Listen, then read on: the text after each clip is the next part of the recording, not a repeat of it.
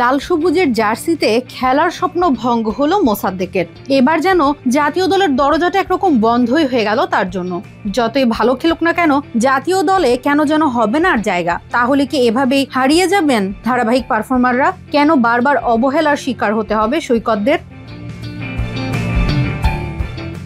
সম্প্রতি শেষ হওয়া ঢাকা প্রিমিয়ার লিগে চ্যাম্পিয়ন হয় আবাহনী, আর সেই চ্যাম্পিয়ন আবাহনীর অধিনায়কত্ব করেন মোসাদ্দেক হোসেন সৈকত। ব্যাটে বলেও দুর্দান্ত পারফর্ম করে নির্বাচিত হন টুর্নামেন্টের সেরা খেলোয়াড়। ঘরোয়া ক্রিকেটে এমন ধারাবাহিকতা নজর কাড়ে সবার। তখন মোসাদ্দেক ধরেই নেন এবার যেন জায়গা নিশ্চিত হয়ে গেল টাইগার স্কোয়াডে। প্রত্যাশা করেন নিজের নাম দেখবেন শ্রীলঙ্কার বিপক্ষের ওয়ানডে স্কোয়াডে।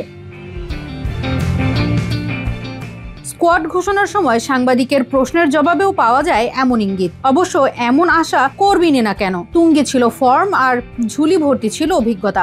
দেশের হয়ে খেলার জন্য আর কি চাই? নিজেকে প্রমাণ করতে আর কি করতে হবে মোসাদ্দেককে? কিন্তু যতটা জোরালো ছিল তার প্রত্যাশা, ততটাই রুক্ষ হলো বাস্তবতা।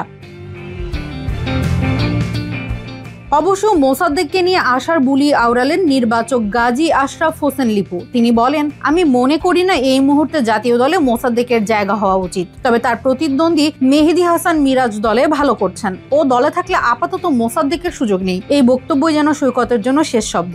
যোগ্যতা থাকা সত্ত্বেও তাকে বিবেচনায় রাখার জায়গা নেই।